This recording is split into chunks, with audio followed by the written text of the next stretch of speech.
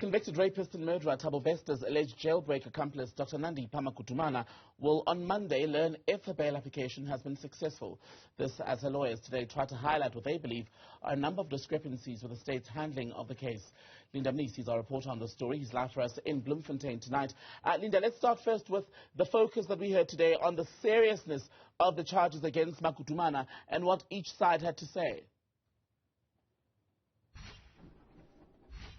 Well, Tabagile, you'll remember that one of the big talking points, or one of the big things that were in contention during this bail application, was the issue around the schedule, basically the charges, some of the charges that Dr. Nandipha Magudumana is facing. Fraud and corruption places this bail application on Schedule 5, therefore placing the onus on her to discharge on a balance of probabilities that the interests of justice permit that she be released on bail. And one of the things that she had to do obviously was, prove to the court that there will be no public disorder if she's released on bail. She will not evade trial and that her release will not undermine the criminal justice system. But you'll remember her lawyers last week arguing that the evidence that is contained in the affidavit that was deposed by the investigating officer in this matter does not really speak to what is contained in the charge sheet, and therefore it really does not meet the requirements of her to be charged on a corruption charge. Therefore, it is not appropriate that she's now facing this charge and this schedule that is placed before court. They were adamant that here they're dealing with a Schedule 1 offense, which then places the onus on the state. This, of course, Tamigile, has the potential of flipping the script if the magistrate agrees with the defense. But today we saw the state providing clarity from the Director of Public Prosecutions on how it came to charge Dr. Nandipha Magudumana, but they maintain, the defense that is, maintains that the evidence that is before the court is really, does really not add up to what is contained in the charge sheet. The state, however, believes that the onus still lies on Dr. Nandipha Magudumana. Let's take a listen. The assertion that this count relates solely to 85,000 is not correct. Even if there was not a cent paid out, corruption is complete. Once there is an offer or to accept any gratification, in this instance, what is the gratification? The gratification in terms of the charge is 2.5 million rand.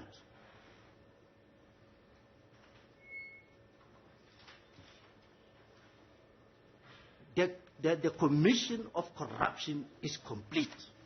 It is on that basis that the state is saying this indeed is a Schedule 5, because this offer or agreement is committed by a group of people in the furtherance of a common purpose.